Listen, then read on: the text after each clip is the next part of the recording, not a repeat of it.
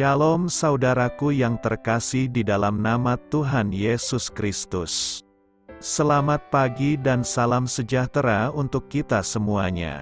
Saya Ardi, menyambut Anda di dalam renungan Kristen Saudara Rohani. Selamat datang kembali di dalam renungan dan siraman rohani pagi hari ini. Harapan kami, semoga saudara yang terkasih dalam keadaan sehat selalu. Kiranya damai dan sukacita Roh Kudus melimpah dan tercurah di dalam hati dan pikiran saudara saat ini. Sebelum kita mulai renungan kita pada pagi ini, marilah kita bersama-sama berdoa. Selamat pagi Allah Bapa di surga, Allah yang Maha Pengasih dan Maha Baik. Terima kasih untuk penjagaan-Mu semalaman sehingga kami bisa tidur dengan nyenyak.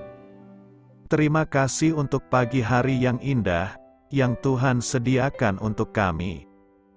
Tuhan, pada hari ini, kami anak-anak-Mu akan melakukan berbagai aktivitas. Kami akan bekerja, dan menjalankan tanggung jawab kami, kiranya Kau yang mampukan. Kami serahkan seluruh rencana dan agenda hari ini ke dalam tangan Tuhan.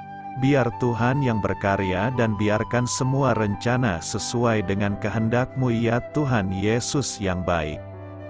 Ampuni dosa dan kesalahan kami Tuhan. Jadikan kami pribadi yang lebih baik setiap harinya. Terima kasih karena telah membolehkanku untuk kembali menghirup udara segar di pagi hari ini. Menikmati seluruh anugerah yang telah Engkau berikan kepadaku. Itu semua karena kebaikan dan curahan kasih yang nyata dari Engkau di kehidupanku. Haleluya! Dalam nama Tuhan Yesus, aku sudah berdoa. Amin. Sahabat saudara rohani, pembacaan ayat emas Alkitab renungan kita hari ini terambil dari kitab 2 Timotius 3 ayat 10 sampai dengan ayat 17. Tetapi engkau telah mengikuti ajaranku, cara hidupku, pendirianku, imanku, kesabaranku, kasihku dan ketekunanku. Engkau telah ikut menderita penganiayaan dan sengsara seperti yang telah kuderita di Antiokhia dan di Ikonium dan di Listra. Semua penganiayaan itu kuderita dan Tuhan telah melepaskan aku daripadanya. Memang setiap orang yang mau hidup beribadah di dalam Kristus Yesus akan menderita aniaya. Sedangkan orang jahat dan penipu akan bertambah jahat. Mereka menyesatkan dan disesatkan. Tetapi hendaklah engkau tetap berpegang pada kebenaran yang telah engkau terima dan engkau yakini, dengan selalu mengingat orang yang telah mengajarkannya kepadamu. Ingatlah juga bahwa dari kecil engkau sudah mengenal kitab suci yang dapat memberi hikmat kepadamu dan menuntun engkau kepada keselamatan oleh iman kepada Kristus Yesus. Segala tulisan yang diilhamkan Allah memang bermanfaat untuk mengajar, untuk menyatakan kesalahan, untuk memperbaiki kelakuan dan untuk mendidik orang dalam kebenaran. Dengan demikian, tiap-tiap manusia kepunyaan Allah diperlengkapi untuk setiap perbuatan baik. Ayat renungan pagi kita terambil dari kitab 2 Timotius 3 ayat 10 sampai dengan ayat 17. Inti dari ayat emas renungan kita adalah, engkau sudah mengenal kitab suci yang dapat memberi hikmat kepadamu dan menuntun engkau kepada keselamatan oleh iman kepada Kristus Yesus. Mari kita mulai renungan pagi kita.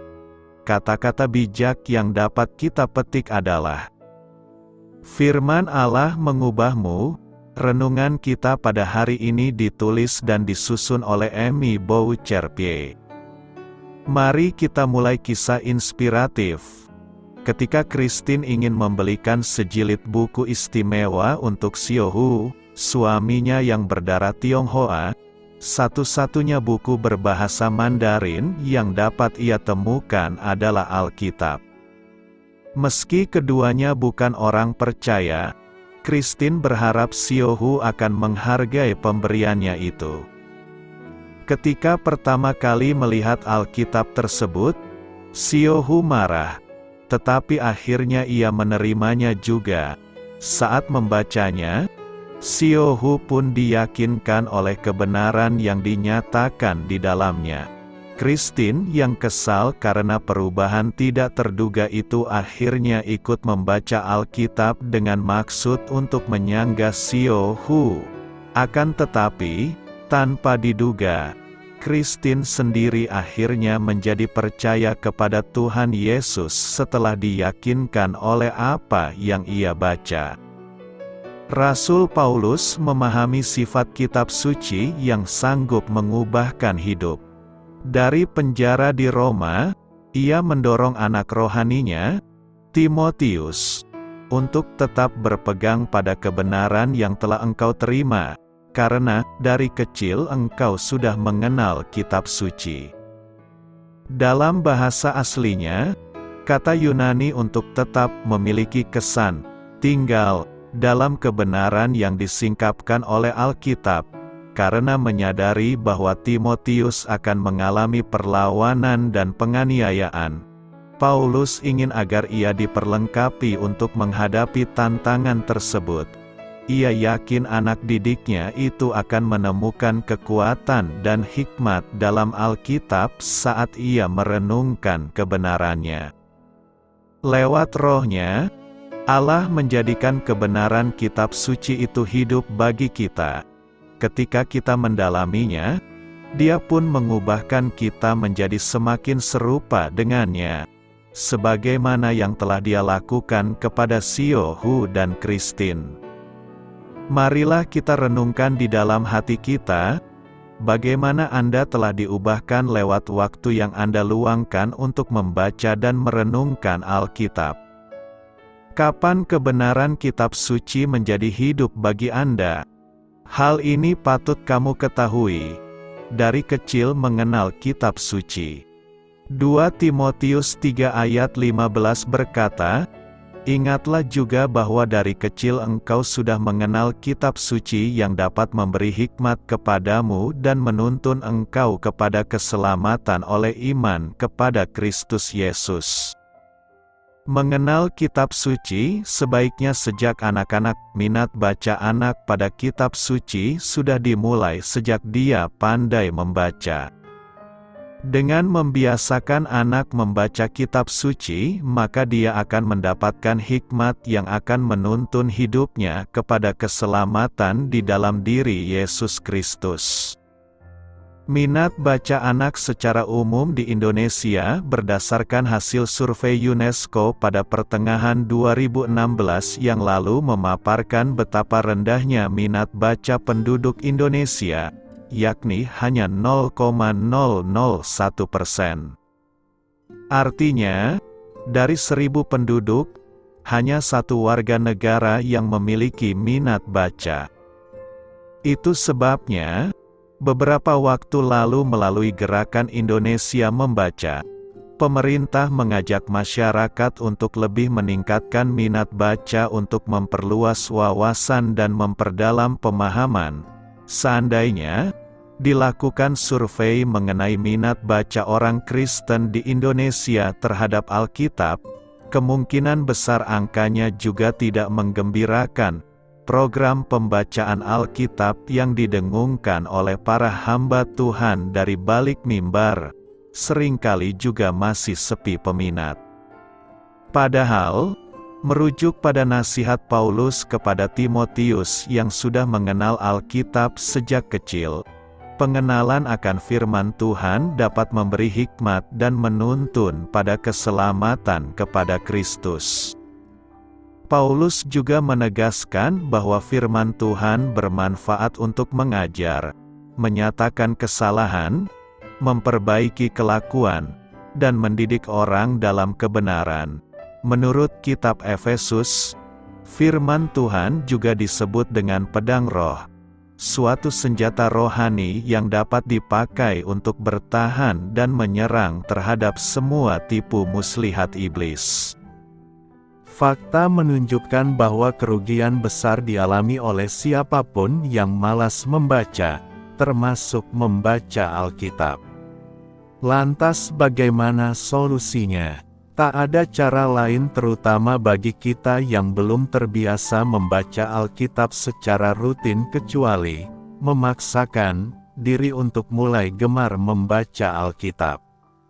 Bagaimana dengan kondisi minat membaca Alkitab yang selama ini kita lakukan? Dalam renungan firman Tuhan hari ini, ada kebenaran yang sangat istimewa, yakni firman Tuhan yang telah kita baca atau kenal sejak masa kecil pun bisa memberikan manfaat yang sangat besar. Di antara manfaat membaca kitab suci adalah firman Allah memberikan hikmat kepada kita yang membutuhkan hikmat. Kita dituntun oleh kitab suci untuk memperoleh keselamatan di dalam iman kepada Yesus Kristus. Itulah sebabnya, Paulus mengingatkan Timotius kepada kenangan masa kecilnya. Ingatlah juga bahwa dari kecil engkau sudah mengenal kitab suci yang dapat memberi hikmat kepadamu dan menuntun engkau kepada keselamatan oleh iman kepada Kristus Yesus. Sudahkah kita menghayati dan menghafalkan ayat-ayat firman Tuhan? Kita patut bersyukur bahwa apa yang mereka taburkan pada anak-anak di masa kecil tidak akan sia-sia sampai seumur hidup.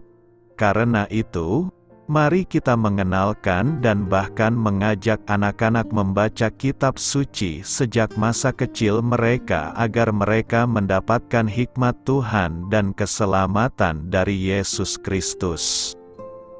Tetap berpegang pada kebenaran. 2 Timotius 3 ayat 14 berkata, "Tetapi hendaklah engkau tetap berpegang pada kebenaran yang telah engkau terima dan engkau yakini, dengan selalu mengingat orang yang telah mengajarkannya kepadamu."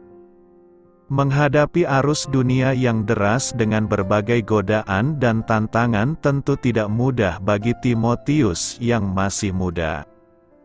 Ia membutuhkan pegangan yang kuat untuk dapat bertahan dalam iman sambil terus memberitakan Injil Kristus. Itulah sebabnya Paulus mengingatkan Timotius untuk terus berpegang kepada kebenaran firman Tuhan yang diyakini dan juga dihidupkan dalam dirinya. Kasih, kesetiaan dan kesalehannya harus sungguh dinyatakan Timotius. Terlebih saat menghadapi penderitaan dan penganiayaan seperti yang pernah dialami Paulus.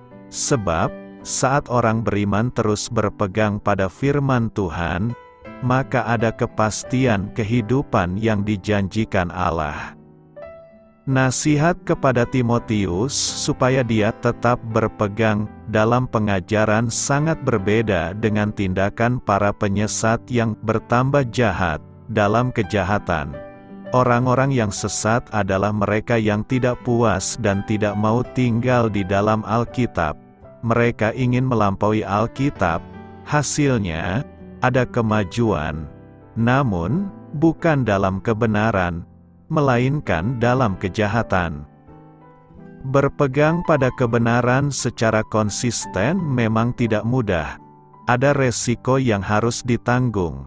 Tanpa ragu-ragu Paulus berkata, memang setiap orang yang mau hidup beribadah di dalam Kristus Yesus akan menderita aniaya, hanya sedikit orang yang bersedia membayar harga demi kebenaran.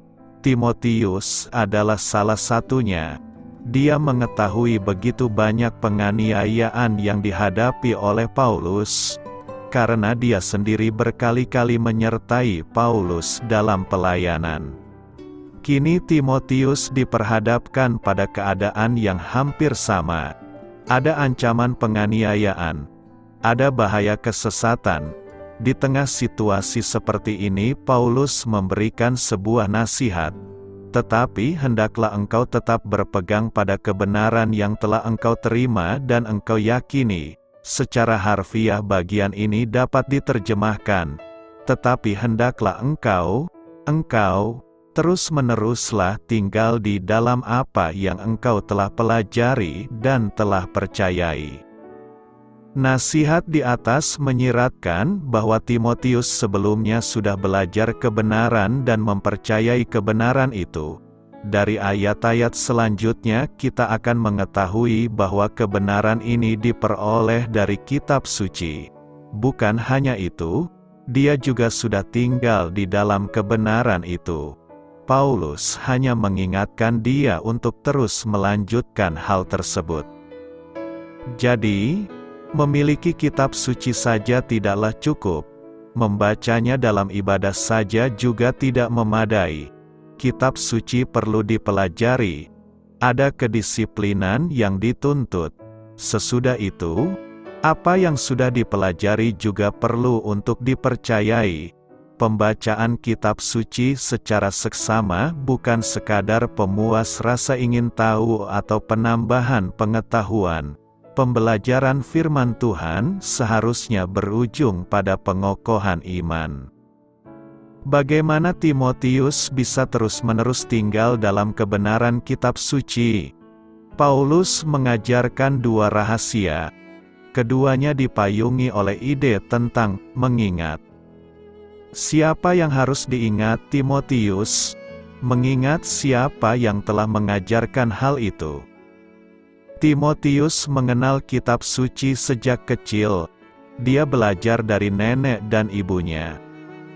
Peranan Lois dan Eunike bagi kerohanian Timotius sangat vital, karena ayah Timotius bukanlah seorang Yahudi maupun seorang yang beriman.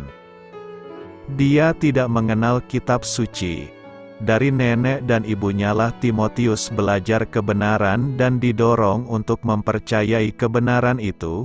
Hidup dalam situasi beda budaya seperti ini jelas tidak mudah.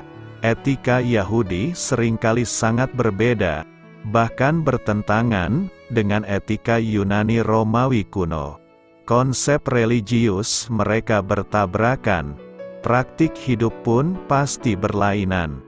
Perjuangan Lois dan Eunike untuk meletakkan pondasi yang kuat bagi kerohanian Timotius perlu untuk selalu diingat dan diapresiasi.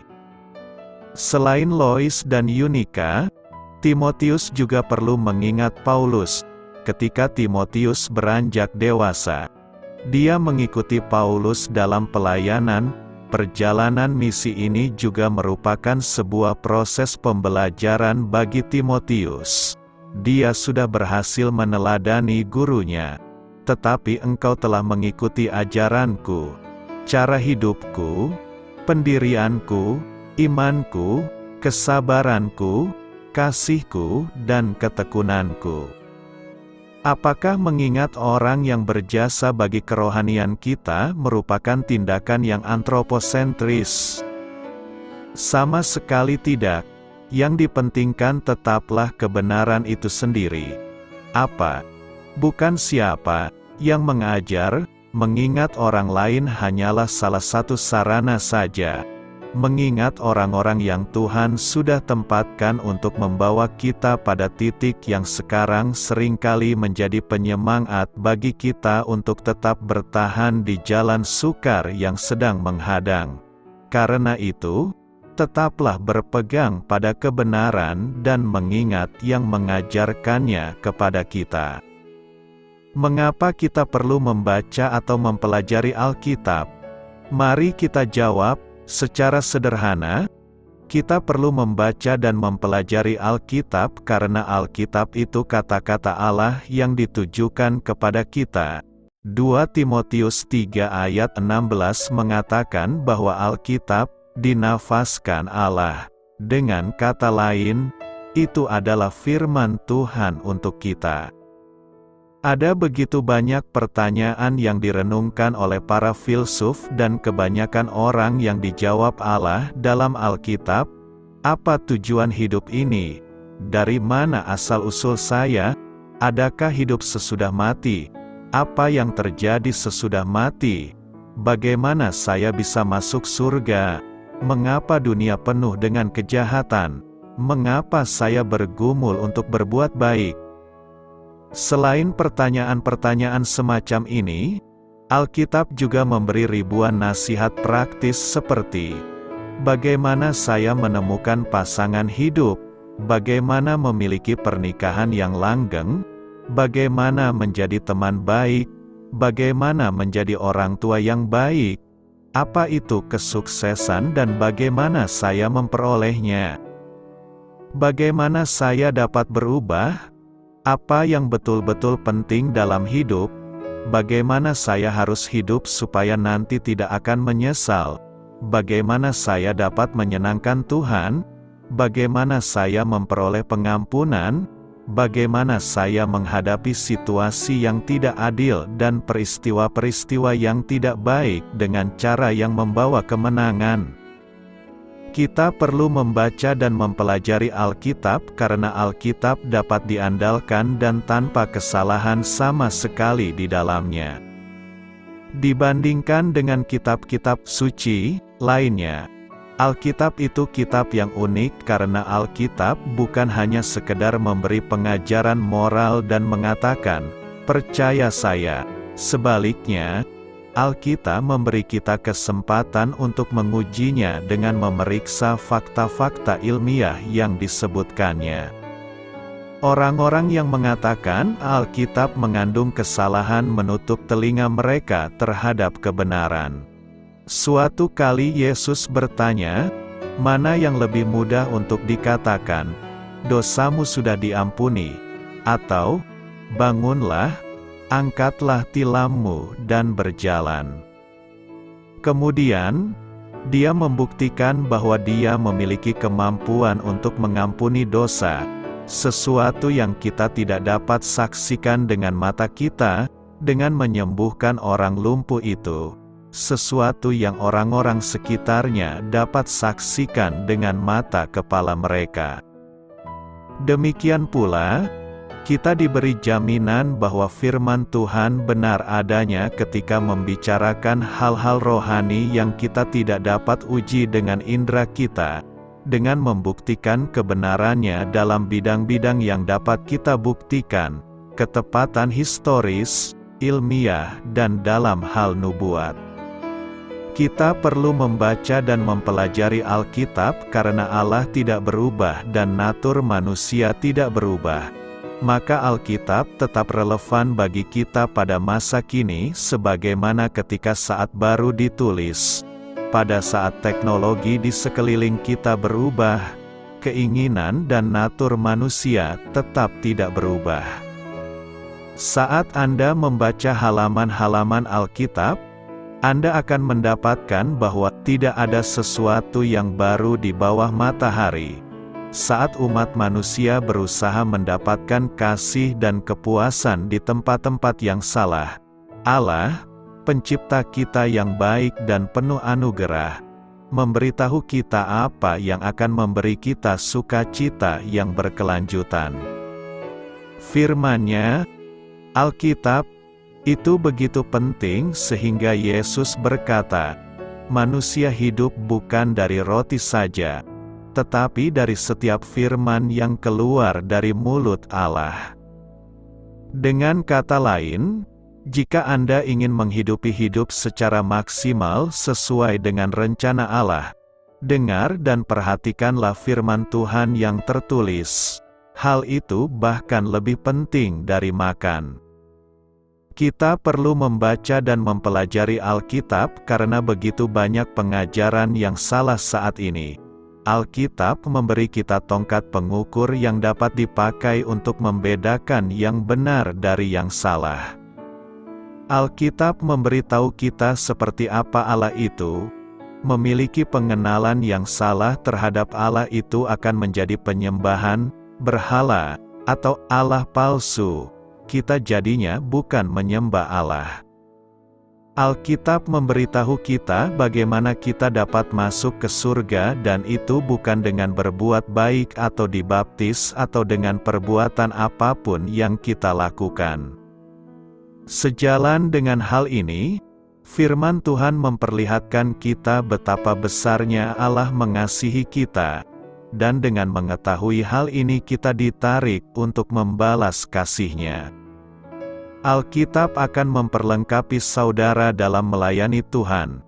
Alkitab menolong saudara mengetahui bagaimana diselamatkan dari dosa dan konsekuensi utamanya, merenungkan firman Tuhan dan menaati pengajarannya akan membawa kesuksesan dalam hidup.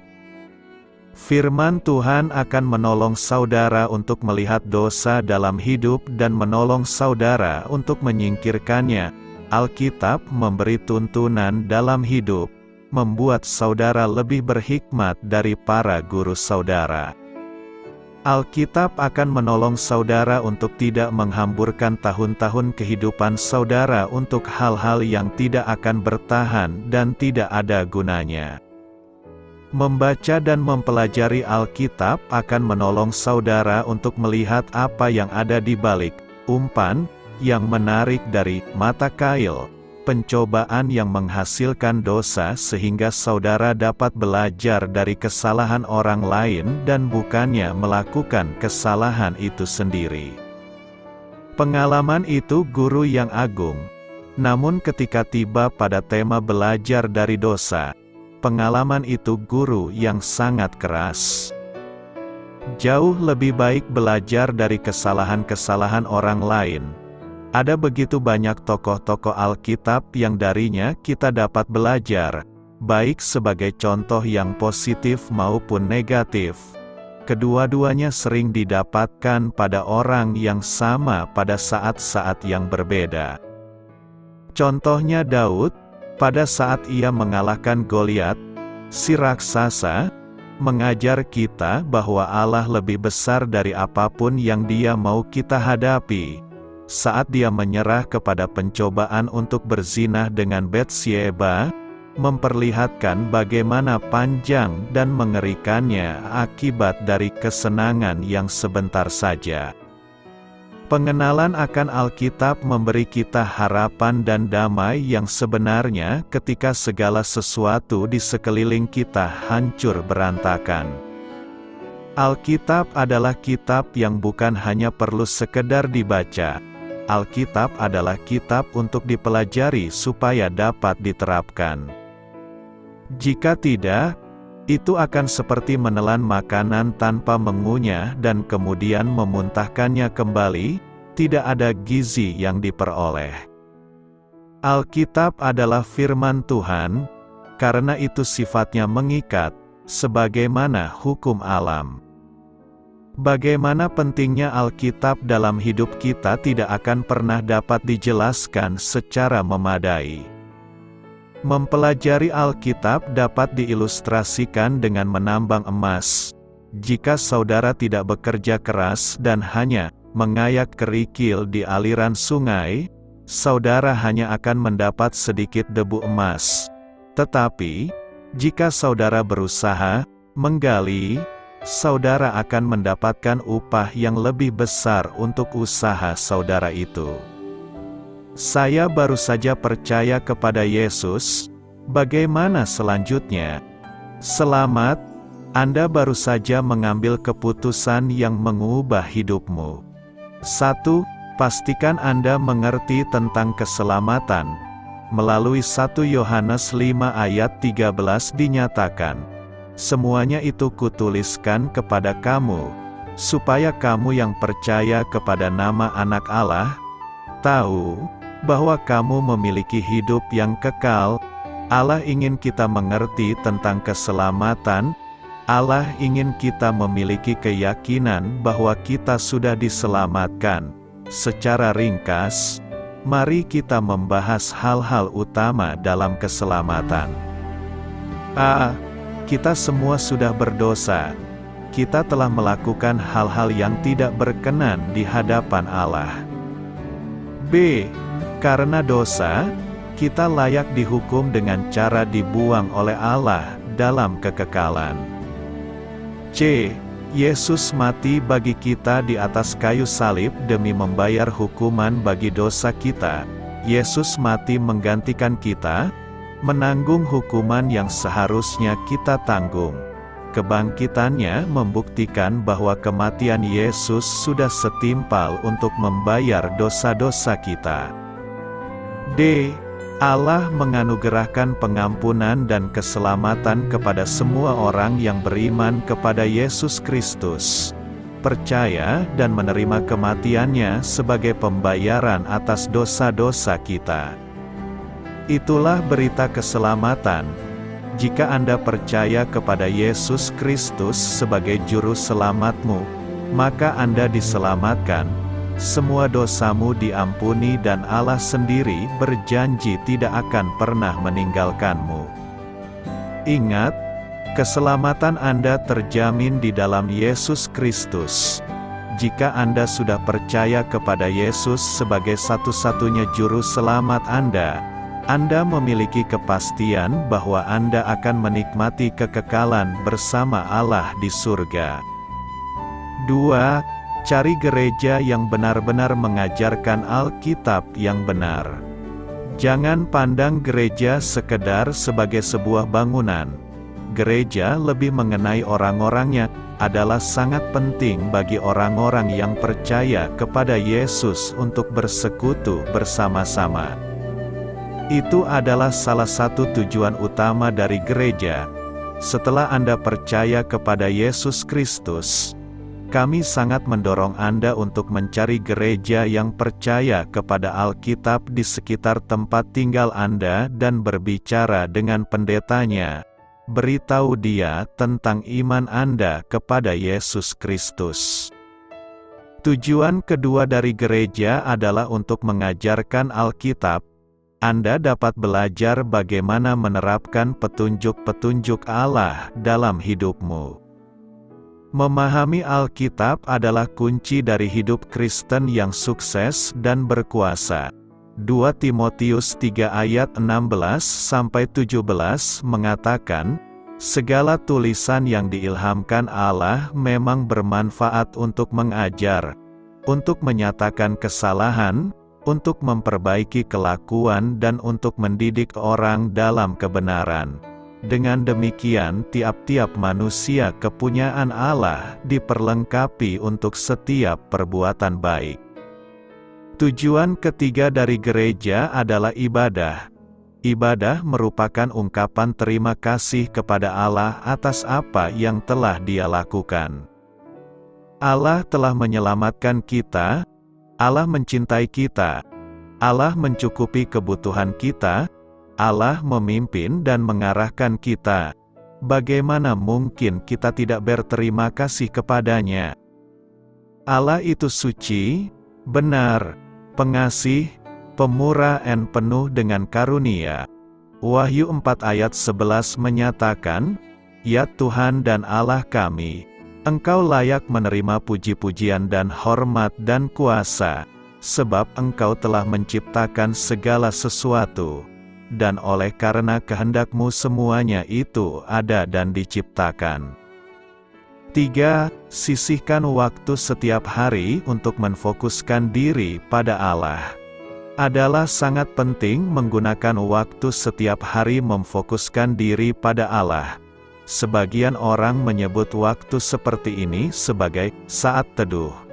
Ada juga yang menyebutnya sebagai devosi, karena ini adalah waktu di mana kita mendevosikan atau membaktikan diri kepada Allah. Ada sebagian orang yang memilih pagi hari untuk kegiatan ini, tapi ada sebagian orang yang malah memilih malam hari. Apapun nama yang Anda pakai untuk kegiatan ini, dan kapanpun Anda melakukannya, hal itu tidak jadi masalah. Yang penting, Anda secara teratur menghabiskan waktu bersama Allah. Apa yang dilakukan ketika menghabiskan waktu dengan Allah? A. Doa. Secara sederhana, doa adalah percakapan dengan Allah. Berbicaralah kepada Tuhan mengenai problem dan keprihatinan Anda. Minta Allah memberi Anda hikmat dan pimpinan. Minta Allah menyediakan kebutuhan Anda. Katakan kepada Allah betapa Anda mengasihi Dia dan bagaimana Anda menghargai segala yang Dia telah lakukan untuk Anda. Itulah doa. B. Membaca Alkitab. Selain menerima pengajaran Alkitab di gereja, sekolah minggu, dan atau kelas pendalaman Alkitab, Anda perlu membaca Alkitab secara pribadi. Alkitab memiliki segala sesuatu yang Anda perlu tahu supaya bisa hidup benar sebagai seorang Kristen. Alkitab mengandung petunjuk-petunjuk dari Allah tentang bagaimana membuat keputusan secara bijaksana, bagaimana mengetahui kehendak Allah, bagaimana melayani satu dengan yang lain, dan bagaimana bertumbuh secara rohani. Alkitab adalah kata-kata Allah, firman Allah, kepada manusia. Pada dasarnya, Alkitab adalah buku petunjuk dari Allah mengenai hidup yang menyenangkan Allah dan sekaligus memuaskan kita. 4. Kembangkan hubungan dengan orang-orang yang dapat menolong Anda secara rohani. Melalui 1 Korintus 15 ayat 33 kita diajari untuk, janganlah kamu sesat, pergaulan yang buruk merusakkan kebiasaan yang baik. Alkitab penuh dengan peringatan-peringatan mengenai pengaruh dari orang-orang yang tidak baik terhadap hidup kita. Bergaul dengan orang-orang yang hidup di dalam dosa dapat membuat kita tergoda. Sifat orang-orang yang bergaul dengan kita akan menular kepada kita. Itu sebabnya sangat penting bagi kita untuk berkumpul dengan orang-orang yang mengasihi Allah dan memiliki komitmen kepadanya. Usahakan untuk mendapat 1 atau 2 teman, mungkin dari gereja Anda, yang dapat menolong dan memberi dorongan kepada Anda. Minta teman Anda untuk menjadi tempat Anda bertanggung jawab terkait komitmen saat teduh, kegiatan-kegiatan Anda, dan hubungan Anda dengan Allah. Tanyakan juga apakah mereka juga mau Anda melakukan hal yang sama untuk mereka. Ini bukan berarti Anda harus meninggalkan semua teman-teman yang tidak percaya kepada Yesus Kristus sebagai juru selamat. Tetaplah berteman dengan mereka dan mengasihi mereka. Beritahu mereka bahwa Yesus telah mengubah hidup Anda dan Anda tidak dapat lagi melakukan hal-hal dulu Anda lakukan. Minta Allah memberi Anda kesempatan untuk menceritakan soal Yesus kepada teman-teman Anda. 5. Dibaptis. Banyak orang salah mengerti baptisan. Kata membaptis berarti memasukkan ke dalam air. Baptisan adalah cara yang alkitabiah untuk memproklamirkan iman kepada Yesus dan komitmen Anda untuk mengikutinya secara terbuka kepada publik. Dicelupkan ke dalam air menjadi analogi bagi semangat dikuburkan bersama dengan Kristus. Keluar dari dalam air menjadi analogi bagi kebangkitan Kristus. Dibaptiskan berarti mengidentifikasikan diri dengan kematian, penguburan, dan kebangkitan Kristus. Baptisan tidak menyelamatkanmu. Baptisan tidak membasuh dosa-dosamu. Baptisan hanyalah bentuk langkah ketaatan, pernyataan secara terbuka kepada publik akan iman kepada Kristus untuk keselamatan Anda. Baptisan merupakan hal yang penting karena ia adalah bentuk langkah ketaatan, secara terbuka menyatakan iman dan komitmen kepada Kristus. Kalau Anda sudah siap untuk menerima baptisan, maka Anda bisa segera membahasnya dengan pendeta. Manfaat tulisan yang diilhamkan Allah. 2 Timotius 3 ayat 16-17 berkata, segala tulisan yang diilhamkan Allah memang bermanfaat untuk mengajar, untuk menyatakan kesalahan, untuk memperbaiki kelakuan dan untuk mendidik orang dalam kebenaran. Dengan demikian, tiap-tiap manusia kepunyaan Allah diperlengkapi untuk setiap perbuatan baik. Nas hari ini memberikan pemahaman bagi kita bahwa segala tulisan yang diilhamkan Allah memberikan manfaat bagi umat percaya. Istilah Yunani yang digunakan adalah theopnestos yang hanya ditemui dalam ayat ini di sepanjang Alkitab, yang mengandung arti, dinafaskan oleh Allah, diilhamkan oleh Allah, atau disebabkan oleh ilham Allah. Namun masih ada juga ayat lainnya yang mendukung ide bahwa Alkitab memang diilhamkan oleh Allah. Kuasa nafas Allah melalui pengilhaman ilahi dapat dijumpai di sepanjang Alkitab. Semisal, Allah menghembuskan nafas hidup ke dalam Adam, dan Yesus mengembusi mereka dan berkata, "Terimalah Roh Kudus." Di dalam 2 Petrus 1 ayat 21 kita diberitahu bahwa tidak pernah nubuat dihasilkan oleh kehendak manusia, tetapi oleh dorongan Roh Kudus orang-orang berbicara atas nama Allah. Dari ayat ini kita mengamati bahwa kebenaran Alkitab datangnya langsung dari Allah, bukan dari kehendak penulis yang merekamnya. Jika kita mendalami nas hari ini, maka kita akan mendapatkan ada 4 manfaat segala tulisan yang diilhamkan Allah kepada kita, yakni: pertama, bermanfaat untuk mengajar. Segala tulisan yang diilhamkan Allah memberi tuntunan dan arahan, memberi pengertian, menyingkapkan hal-hal yang tak terpahami, agar yang tidak mengerti jadi mengerti. Daud berkata, "Betapa kucintai Taurat-Mu, aku merenungkannya sepanjang hari. Perintah-Mu membuat aku lebih bijaksana, lebih berakal budi daripada semua pengajarku, lebih mengerti daripada orang-orang tua."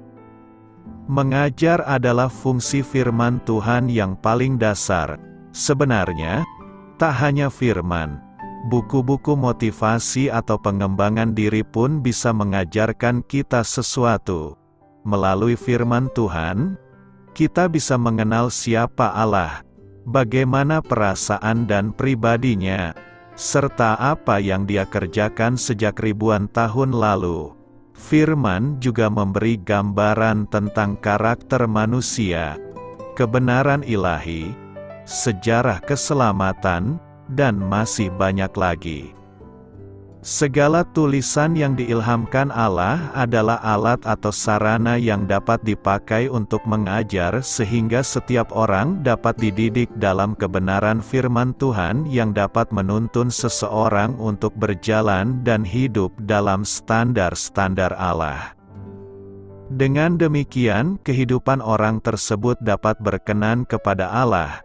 Jadi, dapat disimpulkan bahwa firman Allah yang diilhami oleh Allah memiliki manfaat yang besar dalam membentuk karakter dan kepribadian seseorang yang sesuai dengan kehendak Tuhan, apabila firman Allah tersebut dipakai sebagai pedoman untuk mengajar. Kedua, untuk menyatakan kesalahan. Segala tulisan yang diilhamkan Allah menyadarkan kita akan kesalahan-kesalahan kita.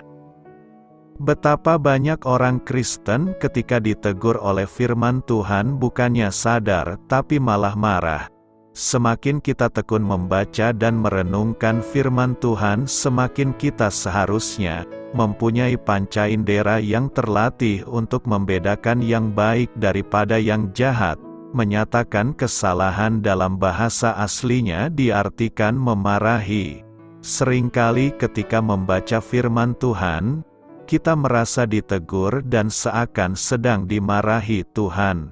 Itu tanda bahwa firman Tuhan bekerja dalam hati kita.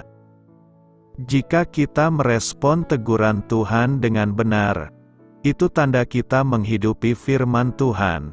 Firman Tuhan bermanfaat bukan saja untuk mengajar seseorang sehingga ia memiliki pengetahuan dan hikmat Tuhan, tetapi juga firman Tuhan bermanfaat sebagai koreksi yang membuktikan bahwa seseorang telah bersalah, atau firman Tuhan adalah alat untuk menyingkapkan kesalahan-kesalahan yang tersembunyi dan menegur seseorang sehingga ia dapat berjalan dalam kebenaran Tuhan.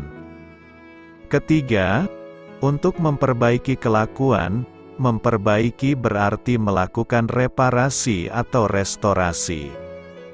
Tujuannya agar kita menjadi pribadi yang jauh lebih baik. Memperbaiki kelakuan, atau dalam bahasa aslinya to restore.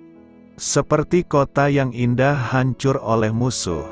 Tetapi ada seorang yang mencintai kota itu, menyerang musuh dan memperbaikinya kembali.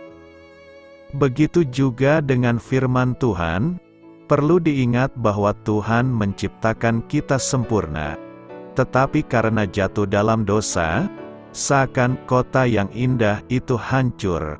Namun firman Tuhan mampu mengembalikan kota yang hancur tadi kembali menjadi indah. Segala tulisan yang diilhamkan Allah dapat dipergunakan untuk memperbaiki kelakuan atau sebagai alat untuk perbaikan setiap perilaku manusia yang menyimpang dari standar kekudusan Allah. Keempat, mendidik dalam kebenaran. Kita semua tahu bahwa pendidikan adalah sebuah proses yang panjang dan bertahap. Di dalam pendidikan ada teguran, hajaran, tongkat, dan bahkan cambuk. Dalam proses mendidik mengandung unsur-unsur disiplin, tuntunan, dan juga ganjaran atau hajaran. Jadi, firman Tuhan bermanfaat untuk mendisiplinkan seseorang, menghajarnya sehingga firman Tuhan dapat menuntunnya kepada kebenaran yang dikehendaki oleh Tuhan. Dalam kehidupan praktis, segala tulisan yang diilhamkan Allah adalah alat atau sarana yang dapat dipakai untuk mengajar, untuk menyatakan kesalahan, untuk memperbaiki kelakuan, dan untuk mendidik orang dalam kebenaran. Karena dengan pengenalan akan firman Tuhan yang baik dan benar, setiap orang percaya dapat dididik dalam kebenaran firman Tuhan yang dapat menuntun seseorang untuk berjalan dan hidup di dalam standar-standar Allah. Dapat disimpulkan bahwa firman Tuhan yang diilhami oleh Allah memiliki manfaat yang besar dalam membentuk karakter dan kepribadian seseorang sesuai dengan kehendak Tuhan. Apabila firman Tuhan tersebut dipakai sebagai pedoman untuk hidup dalam kebenaran Allah. Karena itu, pergunakanlah semua tulisan yang diilhamkan Allah kepada kita agar kita dapat memperoleh ajaran, teguran, perbaikan, dan kebenaran ilahi. Doa saya menyertai saudara sekalian. Marilah kita menyampaikan doa syafaat. Ya Allah pencipta segala yang hidup, terima kasih, karena Engkau telah mengilhamkan Alkitab sebagai kitab yang memberi kehidupan. Kiranya hatiku makin tunduk kepadamu saat aku membacanya. Amin. Sampaikan harapan dan permintaan saudara kepada Tuhan.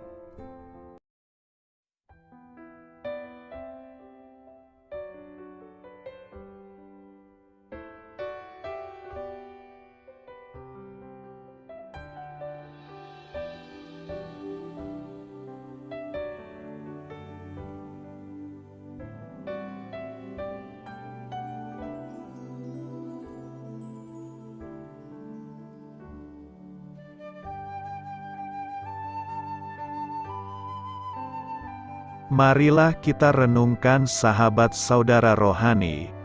Demikianlah renungan firman Tuhan pagi hari ini. Semoga menjadi berkat dalam hidup kita. Dan sebelum kita memulai segala aktivitas kita pagi hari ini, marilah kita berdoa. Selamat pagi Bapa, malam hari telah berganti pagi.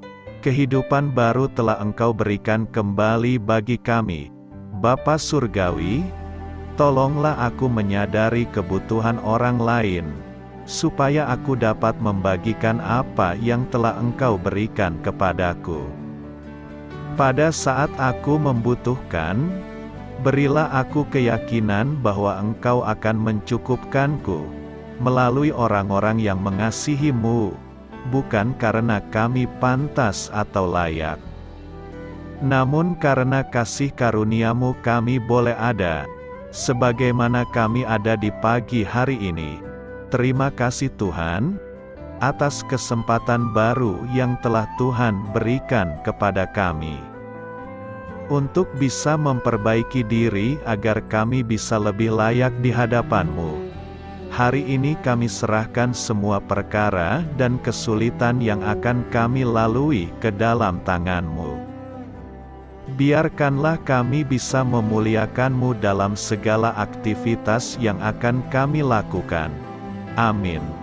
Biarlah firman Tuhan menjadi pengingat untuk kita semua, bahwa tuntunan dari Roh Kudus akan selalu memberi jalan keluar bagi setiap permasalahan hidup kita, dan memberi kedamaian di hati kita.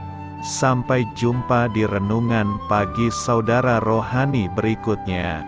Kiranya Tuhan selalu memberkati saudara semua hari ini.